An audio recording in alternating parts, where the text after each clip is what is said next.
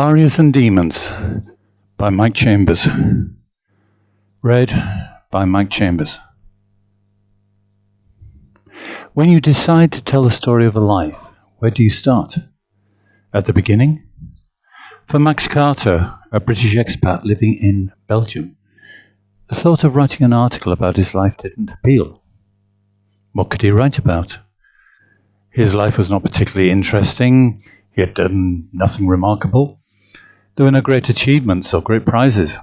He was an ordinary guy. But there was a life he could write about, but it wasn't his. It was the story of John. Now there was a story to be told, but where to begin? As he looked back through his life, he was struggling to decide where it had all begun. Where was it? Where was that point in his history, in his timeline, that had brought him and John's life crashing into each other? Suddenly it was there. That was the time and the place. That was where it had started. It wasn't at the beginning. For Max Carter, it had started with a phone call.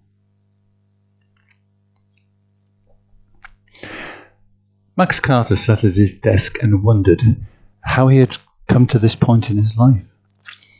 He looked out of the apartment window in front of him. Through the glass he could see the street in the centre of the town. He was now living in Ch.01 in Belgium, and having reached his 60th year, he was now retired. It was not his choice.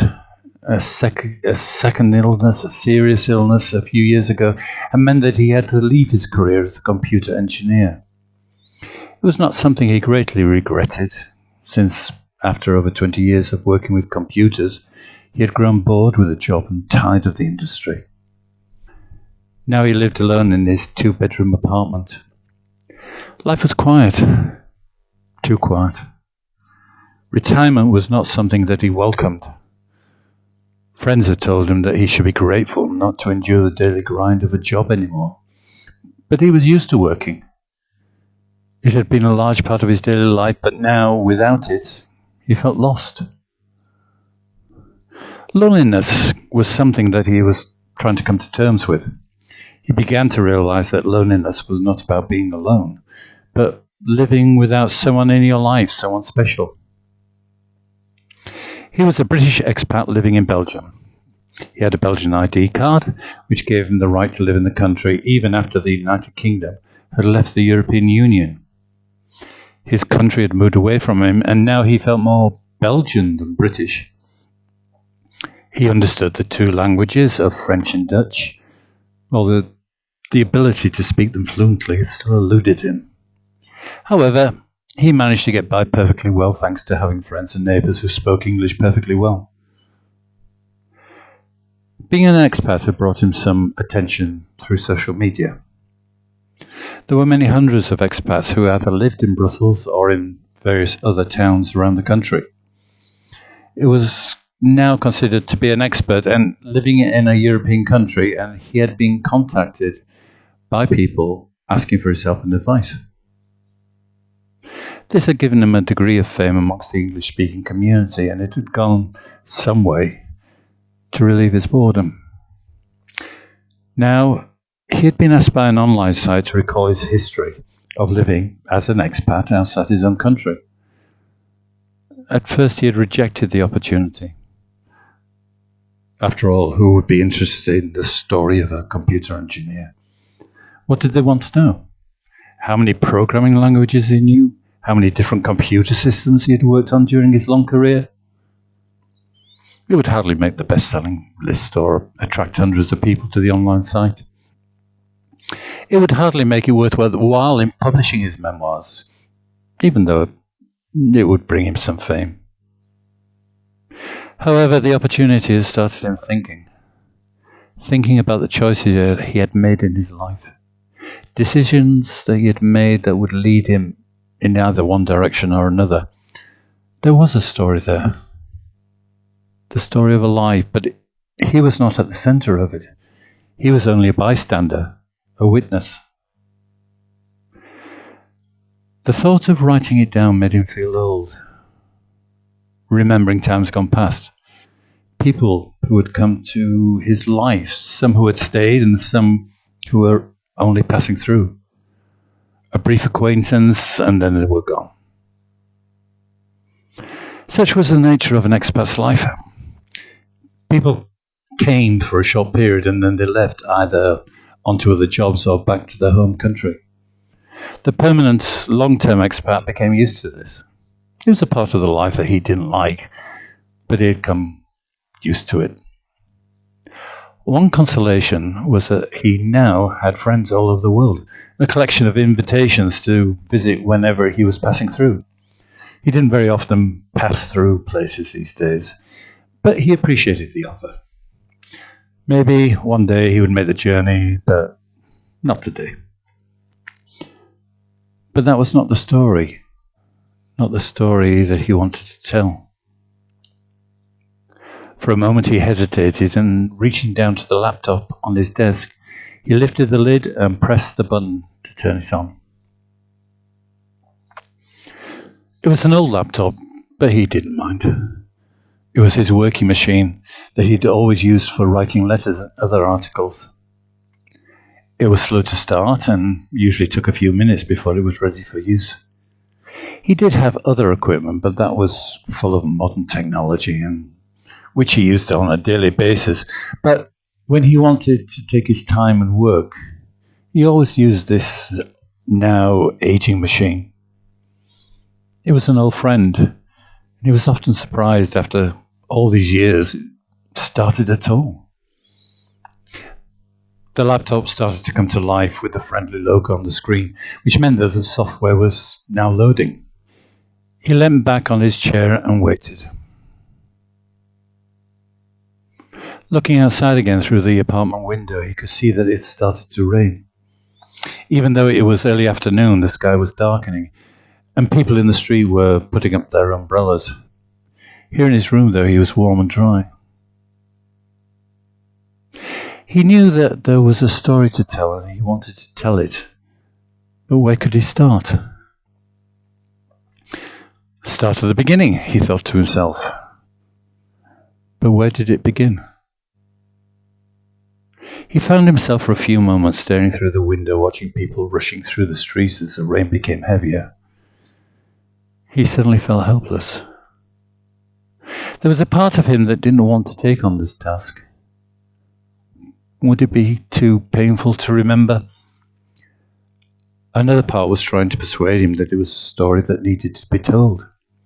He was the only one who could write it. It was not because it was his story, it was because he had been there. He had lived through it. He was a witness, and yet he was still struggling with his emotions. He didn't want to remember. He had to, though. Who else could tell the story if not him? The laptop in front of him had now completed its startup and was ready for use. He looked down at the machine but felt reluctant to touch it. Once he had opened the word processing software, he would be faced with a blank screen. The machine would be inviting him to start writing, to enter the first words, the first sentences. He double-clicked the icon for the writing software and it started to open in front of him. It would take a few seconds to load and then it would be all up to him. Where to start, though? As he sat back in his chair, he allowed his mind to flow back into the past, along his timeline, trying to find some point where he could begin, where he could reasonably start to tell his story. For a few minutes he felt as though he was in a light trance. It had been 15 years ago, maybe longer, perhaps 16 or 17. He dismissed this thought. The time was not important. He wasn't writing a biography. He was a storyteller. The timing didn't matter. No one was going to check up on his details. It was a story that mattered. Perhaps he didn't even remember the details accurately, but that didn't matter either. It was a story of a life, not a history lesson.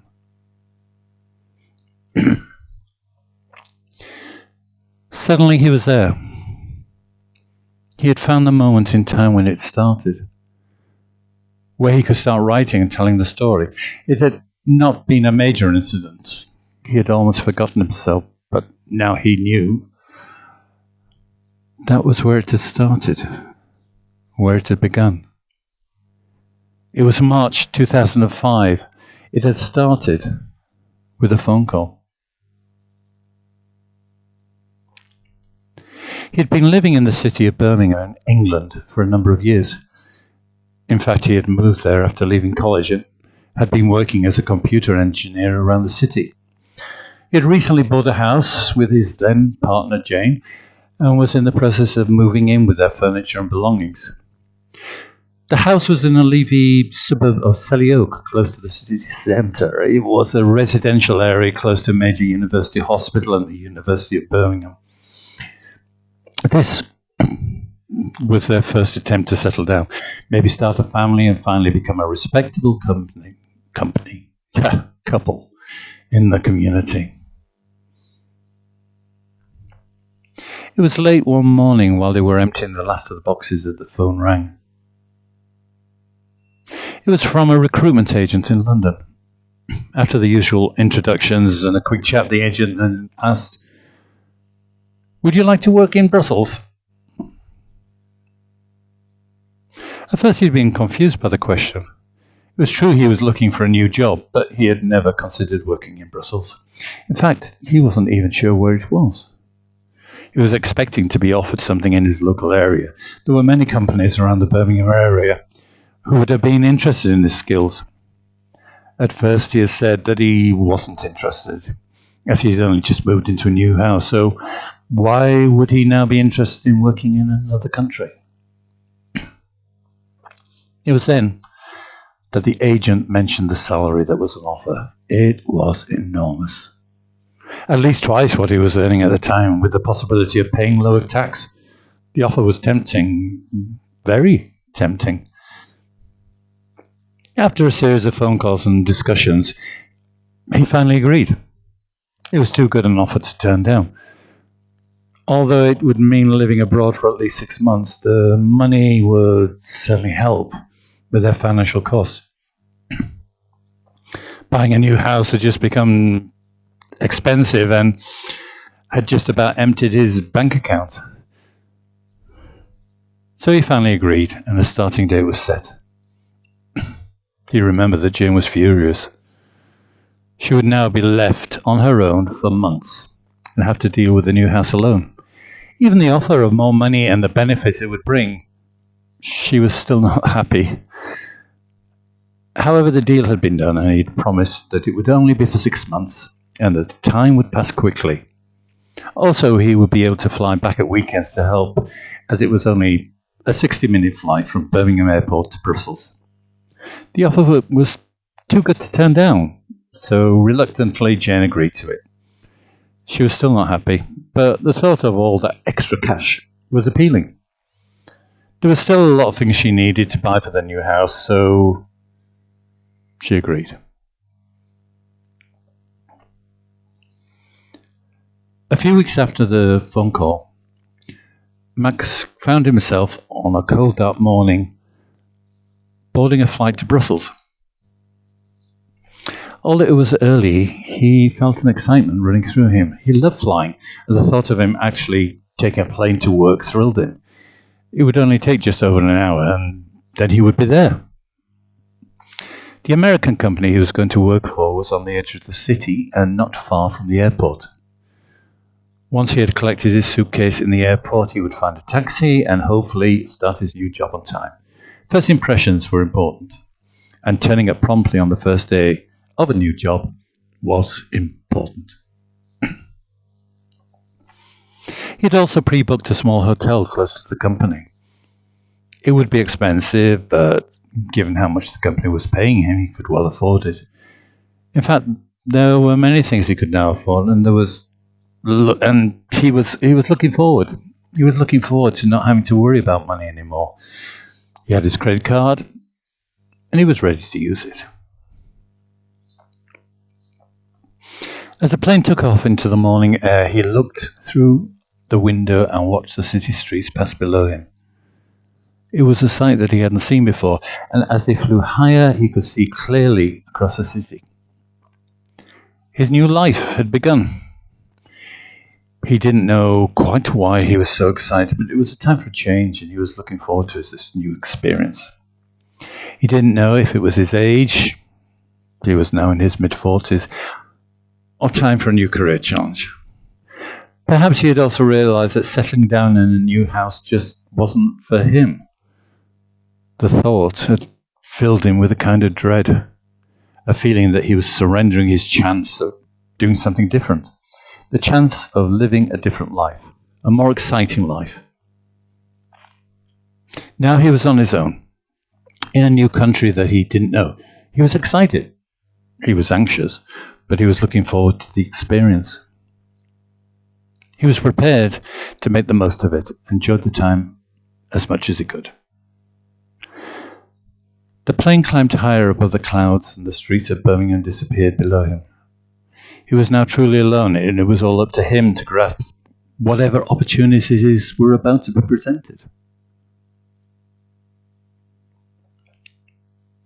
The first few weeks of life in Brussels had gone well, and he was beginning to settle into the new routine. As promised, he had flown back to Birmingham for the weekend and then returned on the following Monday morning. It was expensive, but he kept telling himself it was only for 6 months at the most. As he began to understand the project that he was being employed for, he soon realized that it was a major change to the company's computer systems and that the estimated few months was way underestimated. It would take at least a year, or perhaps even 2. If he wanted to commit to this, then he knew that he would be living and working here for some time. It was time for him to make some changes. Staying in a hotel during the week had always been a short-term solution. If he was going to stay here for any time, then he would have to rent an apartment in the city. It would be a better way of living. It would also be a lot cheaper than his current arrangement with a hotel.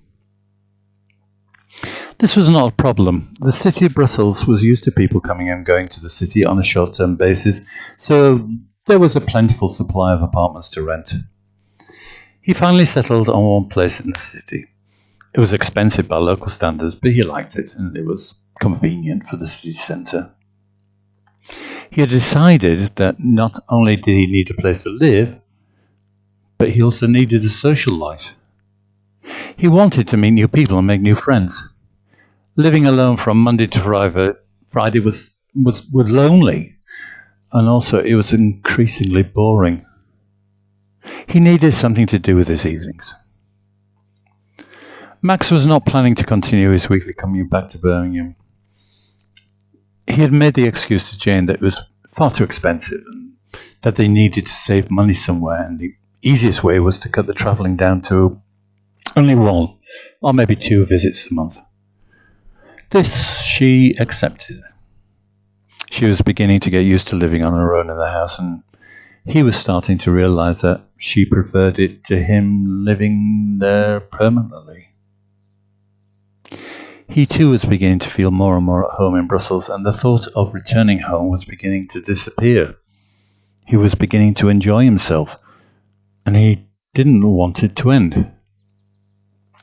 Finding a social life in the city was easier than he thought. Brussels was host to the European Union, which attracted many people from all over the world. There was a constant flow of people in and out of the city, some staying only for a few days, others on longer contracts, and there were the long-term expats who had been there for many years.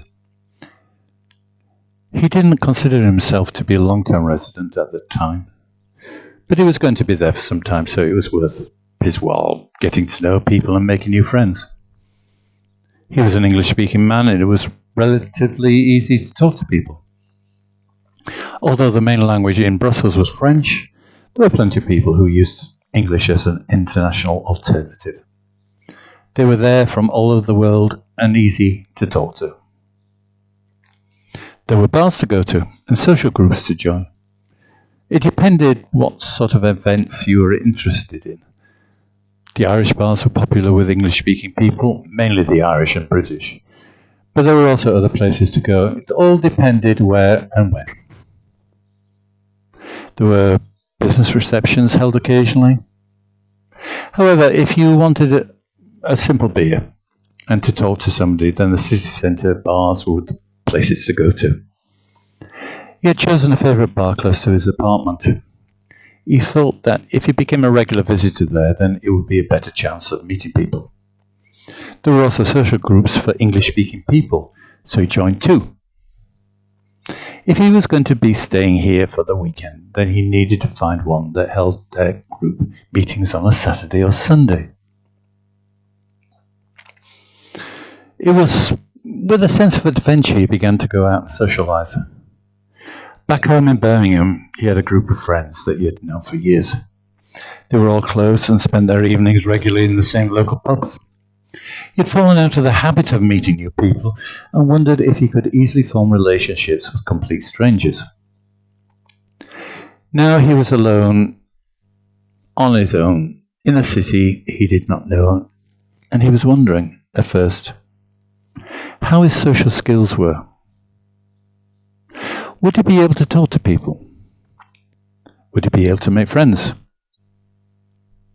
Would he be accepted as he was, instead of people knowing him for years? Here, no one knew him. No one knew his history.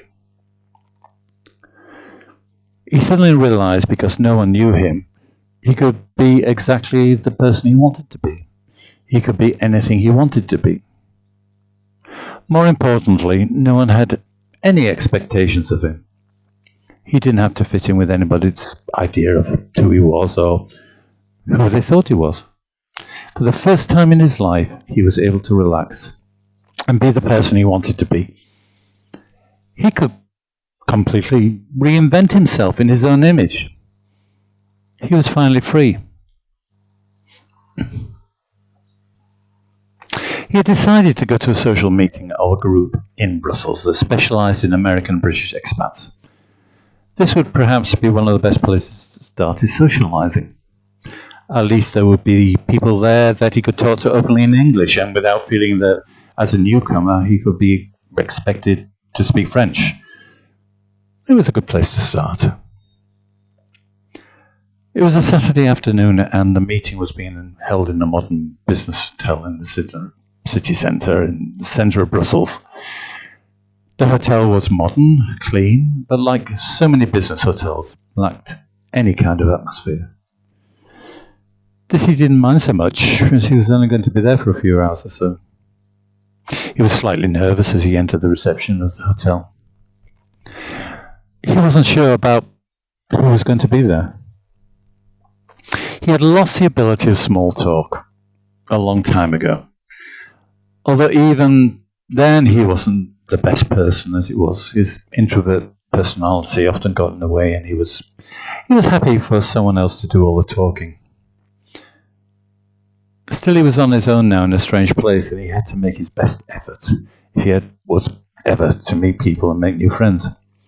In those days, he was a lot younger, and even though he was now in his 40s, he had kept his figure.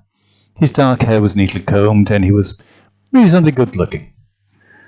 Perhaps he even looked younger than his actual age suggested. Either way, he was presentable and a general, sociable person.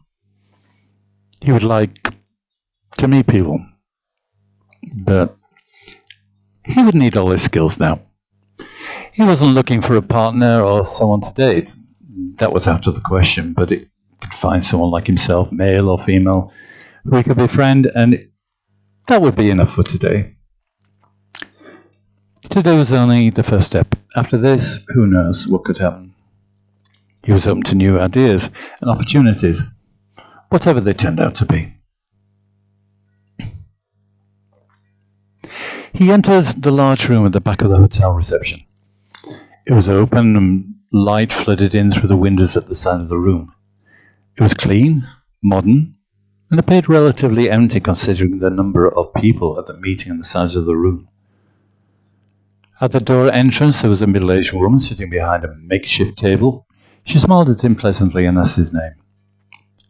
He had registered his interest in coming to the meeting by email, so she had his name on a list of people in front of her. As he stood there, she ticked off his name on the list and then suggested that he had a drink and joined the others. The room was large, and there were small groups of people around the room. Some groups of 4 or 5 people, others of 2 people talking together. At the side of the room there was another makeshift table that had a selection of beers and wines. He casually walked over to the table and asked the young man behind it for a beer. The man picked up a bottle of light beer, took the metal cap off, and then poured it carefully into a glass. He handed the beer to him. This had been advertised as a networking event. That appeared to be what every event for expats was classed as, networking. Here in Brussels, networking was what everybody did. It was important to meet as many people as possible and make connections. Business connections. Thankfully, that didn't interest him. He had a job and wasn't interested in networking with other people for business. He was here purely as a social event. To meet people. He moved casually over to a group of 5 people who were talking together in the middle of the room. There were 3 men and 2 women. They clearly knew each other, and as he stood on the outside of the group, he felt out of place. He took a drink from his beer and listened to their conversation. After a few minutes, the people began to realize that he was standing there, and the group parted to allow him to join in. Someone asked his name. He answered. Another person asked what he did. He answered. So why are you here in Brussels? Another asked. He answered. That appeared to be the total of the conversation. They went back to discussions about the European Union and various other topics that didn't really greatly interest him. It was natural that people would talk about the EU, as this was Brussels and the home of the European Union. Unfortunately, he didn't work for the EU or any of its institutions. He wasn't even slightly interested. Plus the fact he didn't even know anything about the EU, other than what he'd seen on TV. He found that he'd drunk his small beer too quickly. He decided to leave the group and head back to the table where the drinks were. If this was how the day was going to be, he would need a few more beers. He walked up to the table and turned to the man behind it. Another beer, please, he said in a friendly, almost desperate manner. As the barman reached for a bottle of beer, another man came up to the table and stood next to him. I'll get on board, the other person said. Aren't you bored? Look at them. Always the same people. Always the same talk. Always the same boring opinions. Christ, I need another beer. He reached across the table, reached a bottle of beer and removed the top. This was all before the barman could stop him. He poured the beer quickly into the glass and drank it back in one go. He gasped contentedly and then put back the glass onto the table. I'm John, he said, holding out his hand. John Howard. Who are you?